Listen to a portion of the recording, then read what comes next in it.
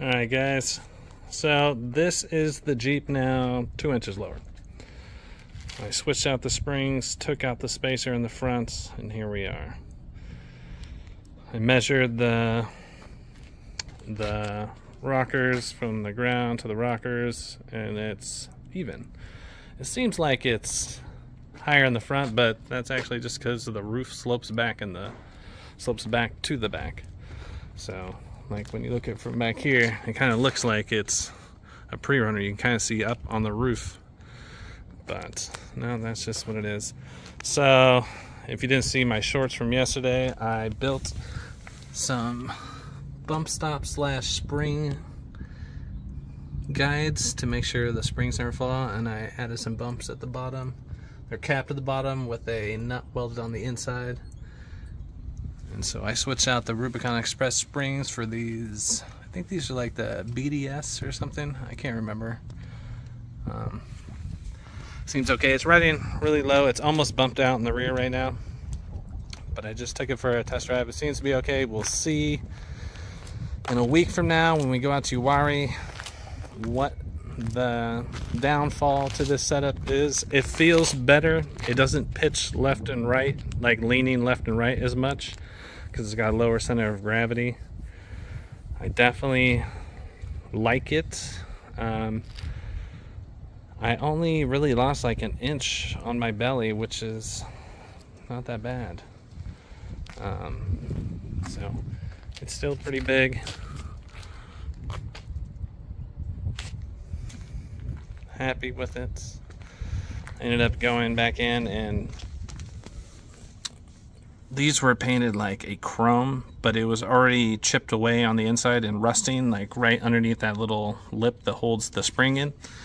It was rusting, and so I drilled some drain holes in there, 4 drain holes in each one of these, and then painted them black. Also, this thing underneath that I used to correct the angle. Had to paint that too because it was rusting. It was running rust down. I can't stand rust.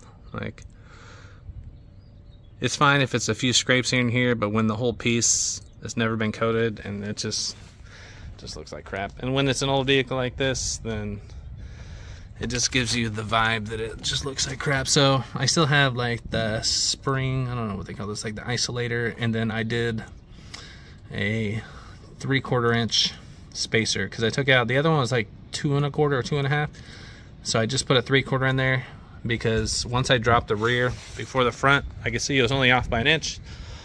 So I ordered an Amazon spacer last night like 9 o'clock, and it was here today. So gotta love Amazon for that.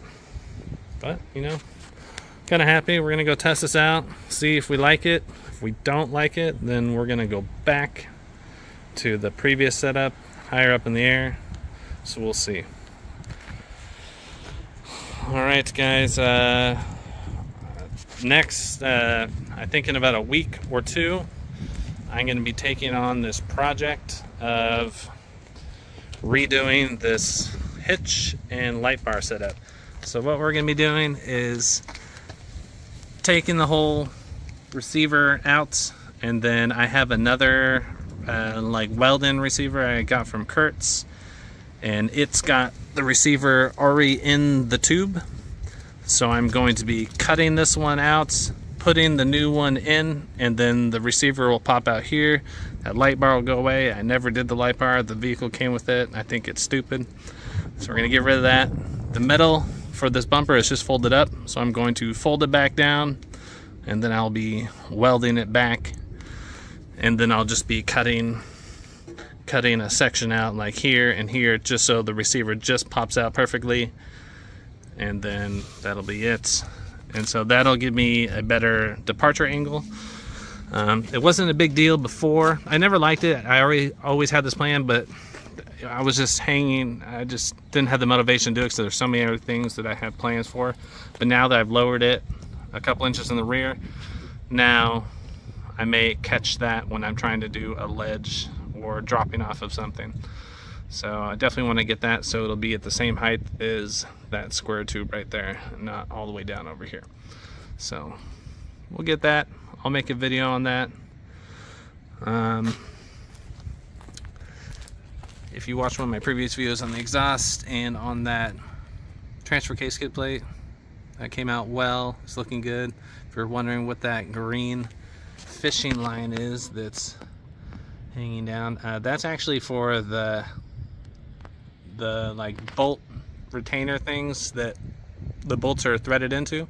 They're inside of the frame, and so when I do the uniframe stiffeners, the frame stiffeners, I'm going to be welding those brackets onto there and not bolting them, and so those pieces are going to come out. So I have the fishing line tied to them, so when I get to that point I can just pull them back out with the fishing line out of the holes, and they're not going to be bouncing around in the frame, because that would be a nightmare. So that's what that is. But this is it. Oh yeah, and let me start her up and you can hear the exhaust. If you didn't watch the other video where I built that exhaust a week or so ago, you'll get to hear it now. It's much louder than I was anticipating or hoping for, but it sounds pretty good.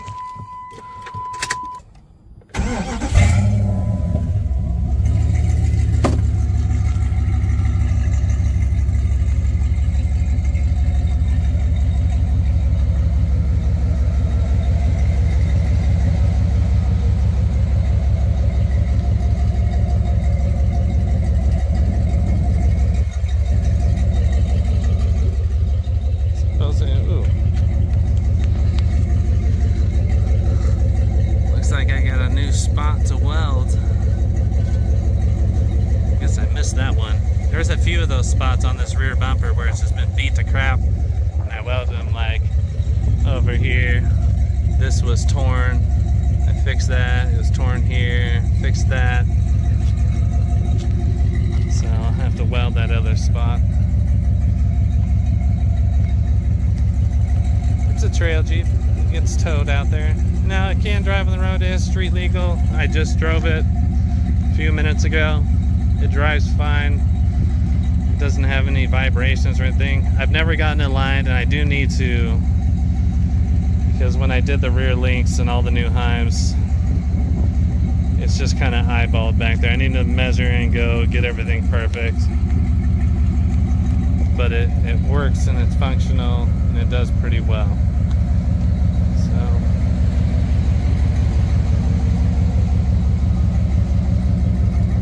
Guys, well, I think that's going to wrap it up for the video. Stay tuned for when I do that hitch video, and I'm going to be posting some content before the hitch video of us out at Uwharrie in a week from now. I'll probably post that like the following Monday or Tuesday. It depends how long it takes me to make the video. There's a couple of trails that are going to be closed. Some of the main trails that I like are closed and they won't reopen until July, so that's unfortunate, but the hardest trail will be open, so we'll be doing that, and then we'll be running some of the easier trails. It'll probably be pretty busy because it will be opening weekend for Uwharrie, so there's probably going to be a lot of Jeeps, a lot of holdups. Probably not going to be filming all that. I'll probably just get some filming of some other Jeeps doing some dumb stuff, and I'll try to get my wife to film our Jeep going up some obstacles, so stay tuned for that. Thank you all for watching. Don't forget to like and subscribe.